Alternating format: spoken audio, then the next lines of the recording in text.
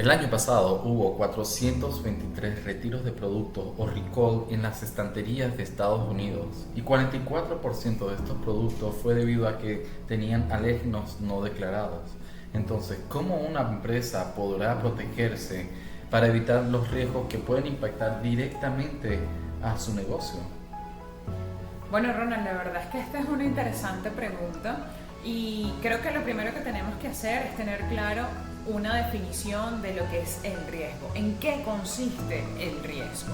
Y esto no es más que la combinación de probabilidades de que un evento ocurra y que además tenga un impacto negativo en una organización.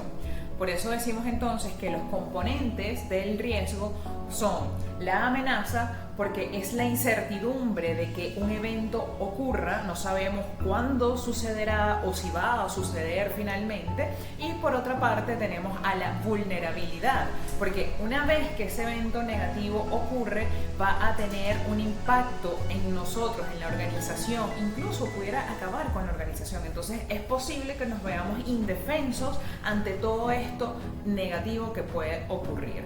Por eso tenemos que decir que realmente es importante tener un sistema de calidad enfocado en la gestión de riesgo.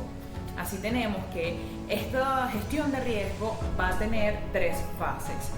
La primera es el diseño. En el diseño nosotros vamos a identificar los elementos o los indicadores del riesgo. Estos pueden ser la zona geográfica, el mismo producto, el consumidor, los proveedores también, ¿okay? Cuando hablamos de la siguiente fase, que es la implementación, pues no es más que llevar a cabo los métodos con los cuales nosotros vamos a ejecutar nuestro sistema de gestión de riesgos.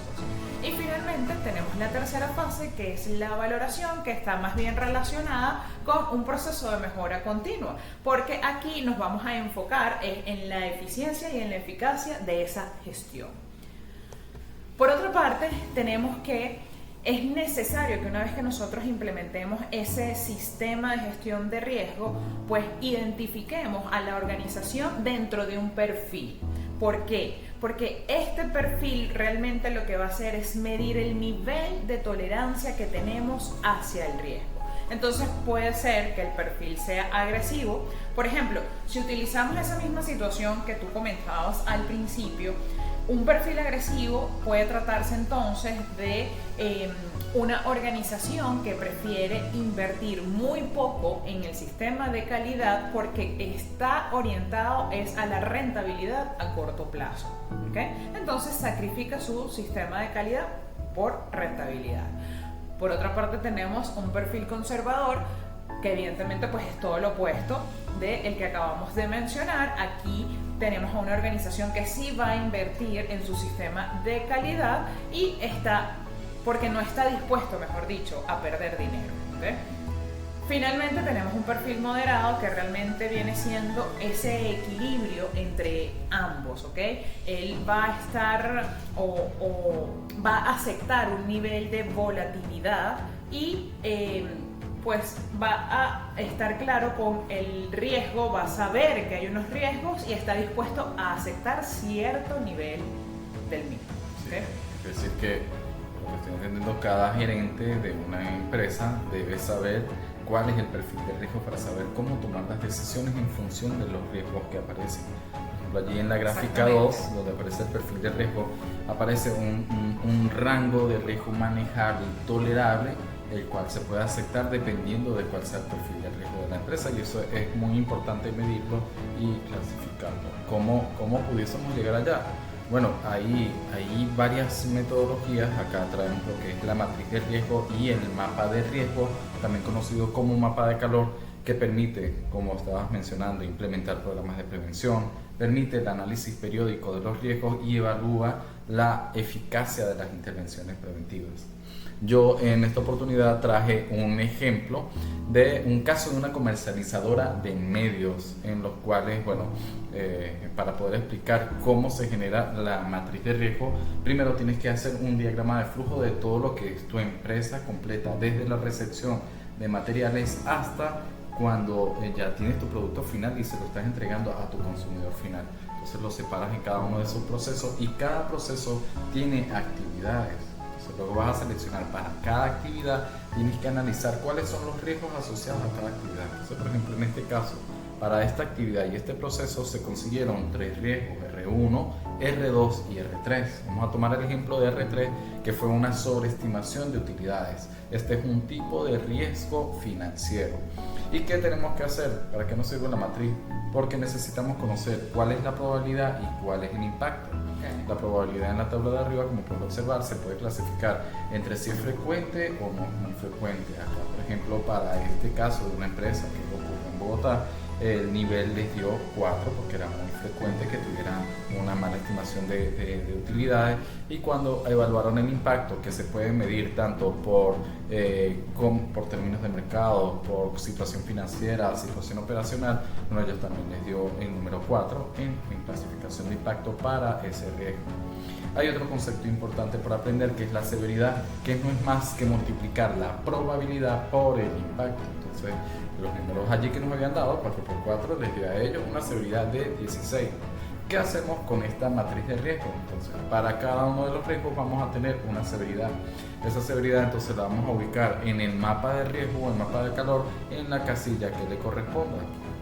Y entonces, ¿para qué nos sirve? Para clasificar, para poder priorizar en qué nosotros deberíamos atacar y trabajar primero para poder disminuir los niveles de riesgo. Y esto dependerá de lo que mencionamos anteriormente, cuál va a ser el perfil de riesgo de la empresa. Porque claro, si por ejemplo yo soy una empresa que admito mucho riesgo, entonces no importa cuánto me dé el resultado, puede que realmente no quiera hacer ningún cambio. Pero si yo tengo un perfil de riesgo que realmente quiero que mi calidad sea al 100%, que no vaya a tener ningún problema con el consumidor, entonces si tengo niveles de riesgo en rojo y en la fase amarilla, yo las quiero bajar a verde. Entonces para eso se tienen que implementar acciones, nuevas tecnologías, nuevos equipos. Todo dependerá del proceso y de la acción de la cual se esté trabajando. Bueno, realmente eso es muy interesante. Entonces te pregunto, ¿realmente este es el único sistema, el único método que tenemos para medir la gestión, o existen algunos otros? No, existen otros. El que acabamos de ver es un ejemplo de la norma australiana neozelandesa conocido como ASNZS 4360, y es muy similar a otra metodología conocida como el modelo ISO 31000 del año 2018. Esta metodología de la ISO está muy apegada al modelo de la mejora continua, porque cada vez, por ejemplo, ya tú tienes tu matriz de riesgo y está lista, pero te pasa un fallo, te pasó algo que no estaba en tu matriz de riesgo. Entonces, ¿qué haces? La agregas, aplicas estrategias de mejoras para poder que ella no te vuelva a ocurrir, y así se va mejorando y retroalimentando el sistema. Hay otras metodologías, por ejemplo el modelo COSO, muy empleado para lo que son auditorías internas de corporaciones, donde se evalúan varios componentes para ciertos objetivos que pueden ser estratégicos, operacionales, informes de cumplimiento, y todo esto se evalúa en distintos niveles de la organización.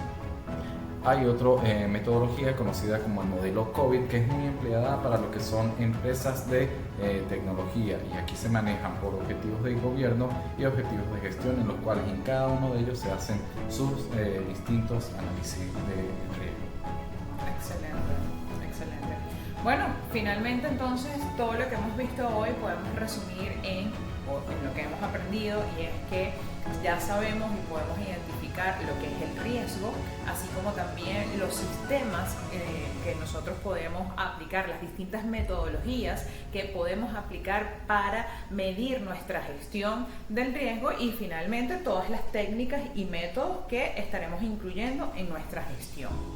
Una vez dicho esto, nosotros consideramos que es propio cerrar nuestro video con una frase de Peter Drucker, quien en un momento dado afirmó que la planificación a largo plazo no es pensar en decisiones futuras, sino el futuro de las decisiones presentes.